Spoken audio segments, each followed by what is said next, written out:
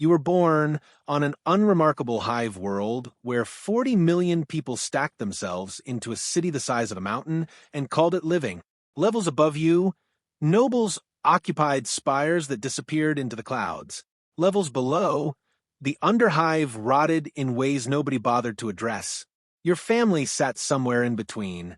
Manufacturing shifts, recycled air, enough exhaustion to make ambition feel like a luxury someone else could afford. Safe, in the way that most dangerous places look safe until they don't. Then you turned 9 and the headaches started. Not ordinary headaches. These came with information attached, flashes of what your neighbor was thinking 2 floors up.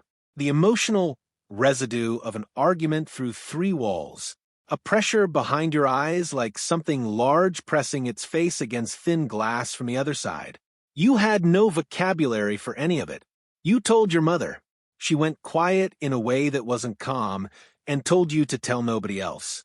She understood the way people who live close to the Imperium's edges understand things they never wanted to know, exactly what this meant. It meant the black ships would come. You'd heard the name. Everyone had. In the hive, it was the story parents used to explain disappearances. A cousin who went strange, a foreman who started talking to walls, a girl on the 3rd sublevel who shattered every pane of glass within 40 meters and was never mentioned again. The black ships were the Imperium's answer to people who could reach into a dimension of nightmares with their minds. The answer was, collect them. The collection vessels ran on an announced schedule. They circuited the Imperium on routes taking decades, sweeping up what the planetary tides had gathered. Psykers born too early in the cycle waited, sometimes at home under careful instruction to stay invisible, sometimes in monitored facilities that weren't called prisons. You waited 3 years. 3 years of your mother watching you at breakfast, with an expression that had learned to stay very still. 3 years of keeping the pressure behind your eyes contained through will and terror. 3 years of the whispers getting gradually louder, like a frequency you couldn't tune out. You were 12 when they came. The vessel had no windows, not in the sections where you were held. Vast gray, smelling of recycled air and institutional anxiety, full of people like you collected across years of circuit travel. Some were older, some were barely older than you. A few had clearly stopped relating to the present moment, sitting in containment with expressions that had gone somewhere else entirely. The cells were geometrically warded. The Imperium understood, with the clarity of a civilization that had spent 10,000 years learning hard lessons, that a frightened, cornered, or unsupervised psyker was a door left open. The inscriptions covering every surface were the lock. The null collar at your throat was the chain. The attendant who brought your meals and never made eye contact was the reminder that you were now, in the most functional sense, a resource awaiting classification. Testing began before you reached Terra. Evaluators, carrying the energy of people who had seen everything and felt nothing about it, ran you through assessments, the depth of your connection to that unstable dimensional territory, your mental discipline, the breadth of your ability under controlled conditions. They watched how you handled stress, how you handled silence. They were sorting items for different shelves. At the lowest end of their scale sat psychers faint enough for passive administrative functions. At the highest end were designations so powerful the evaluators' faces went carefully neutral reviewing the results. Most people fell somewhere in the middle. You scored gamma level, high enough for direct military application, high enough to be worth training rather than lobotomizing. The evaluator wrote a note in your file, then excused herself for a moment before returning. The Scholastica Psychana did not look like a school.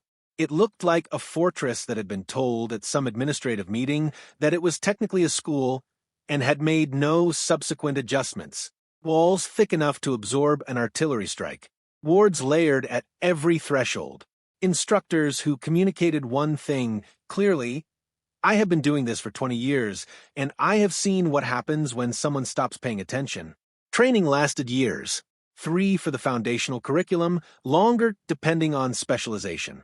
The subjects, in rough order of terrifying relevance.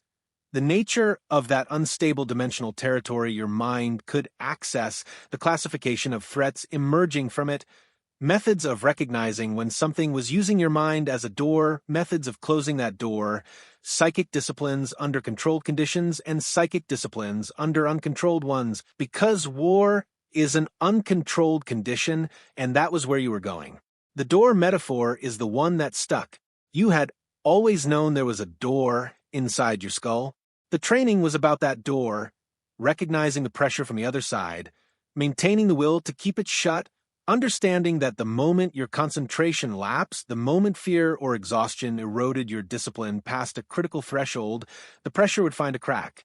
Your instructor stated this plainly, not to frighten you, though it did, but because leaving you to discover it experientially had a much higher body count. The disciplines themselves were something else. Biomancy lets you reach into the biological machinery of living things and adjust the settings, accelerate healing, read vital signs, or run the process in reverse in ways that end fights permanently. Telepathy lets you brush against the surface of another person's thoughts and read intent before action. Telekinesis converted psychic pressure into physical force, scalable and useful and completely unreliable under stress until you weren't a student anymore. Divination was the strangest.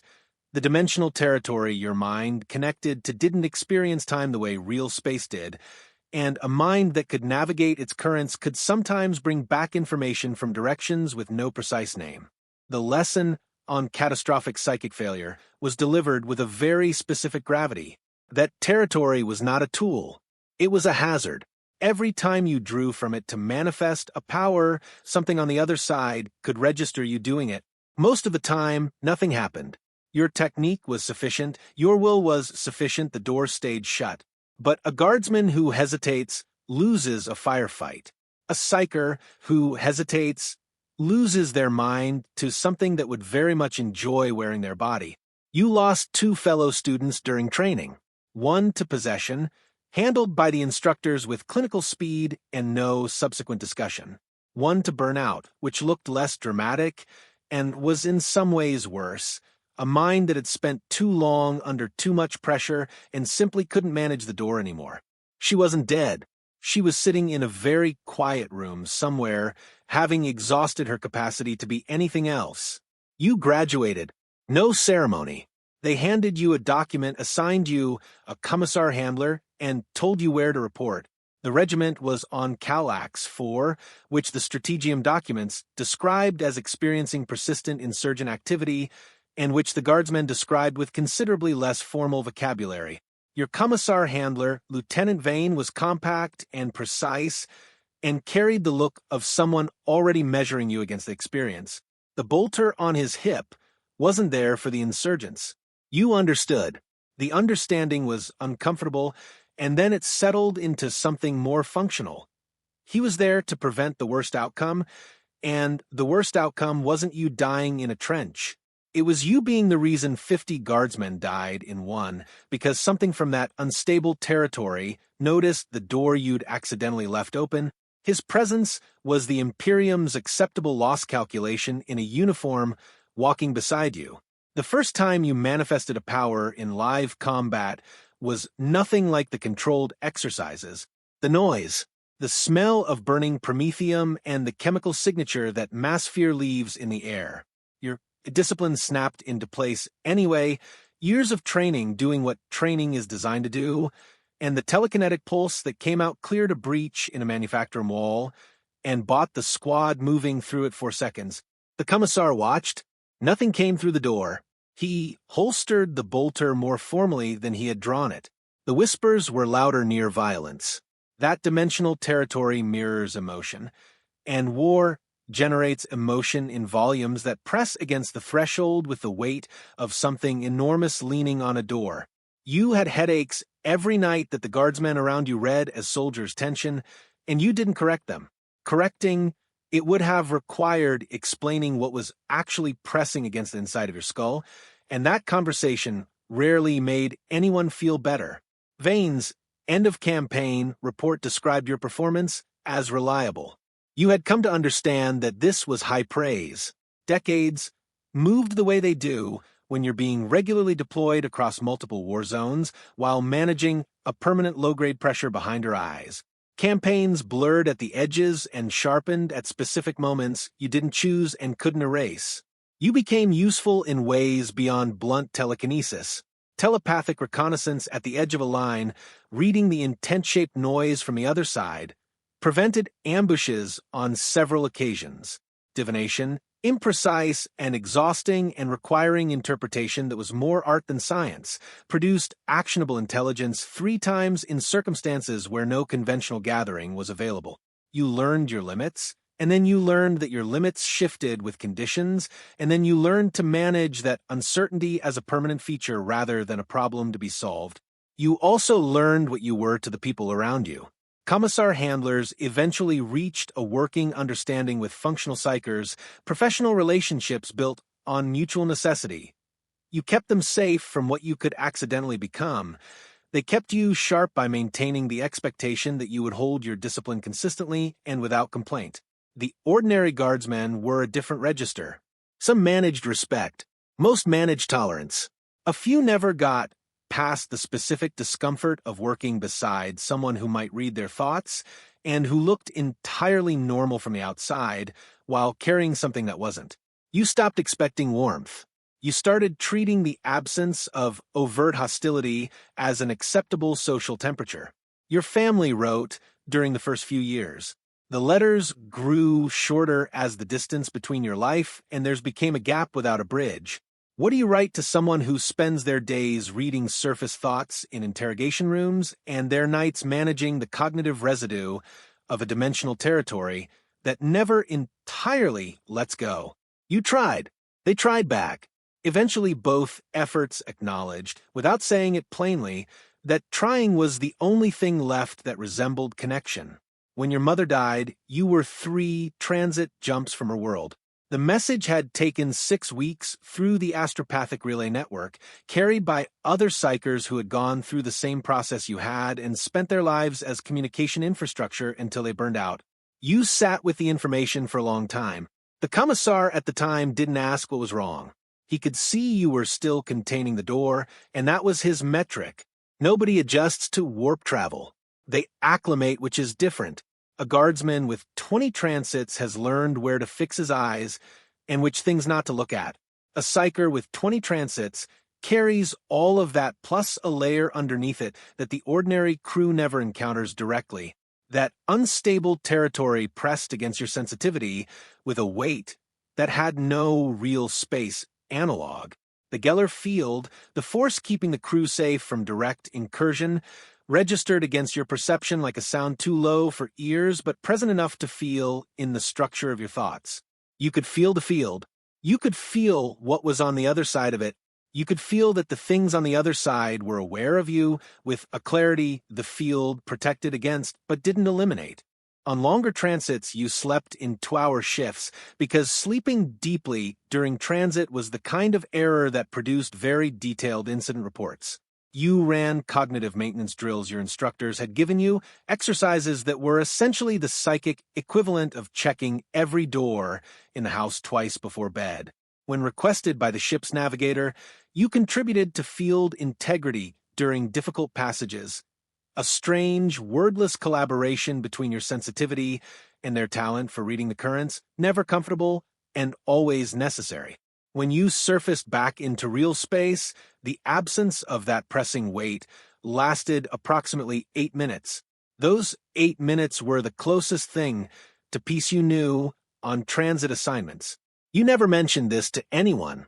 After 30 years, 3 significant incursion events you helped contain, a possession incident you caught early enough for the outcome to be medical rather than catastrophic, and enough accumulated scar tissue on your mental architecture to make the Scholastica Psychana quietly revise several training documents, you were elevated to Primaris designation. Fewer handlers, more autonomy. In practice, a different set of chains worn at a more comfortable length. You advised. You led combat psyker detachments. You trained younger Sanctioned Psykers with the specific practical knowledge that only comes from decades of doing it wrong in survivable ways and slowly learning to do it right.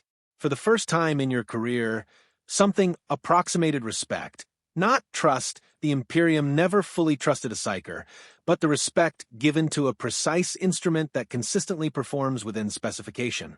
The younger Psykers looked at you the way you had once looked at the senior evaluators on the Black Ship, trying to read whether anything on the other side of the professional exterior resembled a person who had made peace with what they were. You tried to give them something honest, not comfortable, honest. You told them what the door felt like after 30 years of keeping it shut.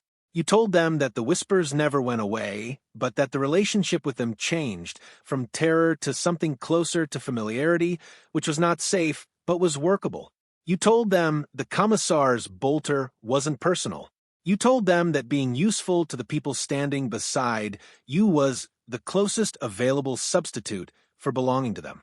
One Psyker you trained, a young woman named Terra, Gamma designation, biomancer from a feudal world who had never seen a city before the collection vessels found her, asked once what it felt like to hear thoughts.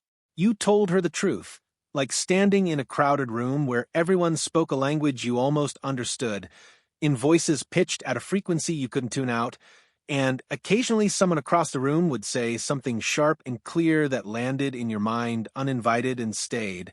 She was quiet for a moment. Then she said that sounded exhausting. You told her it was. That was the most honest conversation you had that decade. There comes a point, not marked on any calendar, when you realize that what you have contained over decades has changed the texture of what you are. Not corrupted, not broken, refined the way metal is refined by sustained pressure, denser, more precise, carrying a weight that would be visible to anyone who looked long enough. The final campaign was standard on paper and impossible in execution. A chaos war band, moving through an agri world supplying 8 hive worlds, bringing their own Psykers, untrained and operating without any containment discipline, pouring their connection into the ground itself and degrading the reality gradient in ways conventional firepower couldn't address. Your detachment was inserted to stabilize it, put a wall up against what they were tearing open, and hold it long enough for the evacuation to complete. You held it. The cost of holding a reality gradient against active opposing Psyker effort while managing your own thresholds was precisely as destructive to your mental architecture as it sounds. 2 of your detachment died from incursions you couldn't contain while keeping the wall up elsewhere. The remaining 3 held formation with the composure of people trained by someone who understood that composure. In these conditions, wasn't the absence of the stakes, but the management of them. The evacuation was completed. The Geller field generators on the extraction transports activated. The wall came down, and you let go of what you had been holding, and the release left behind a silence that was very deep and very long. The commissar assigned to the campaign found you sitting on the deck of the extraction transport, eyes closed, managing the reorientation. He sat down against the opposite wall. He didn't draw the bolter. Neither of you said anything. That silence was its own conversation. The one that said, still here, still containing it, still yours. Not his, not the Imperium's exactly. Still yours. That distinction, thin and persistent, was the last thing you had that was entirely your own. That and the door. Always the door. Still shut. After everything, I'm still shut.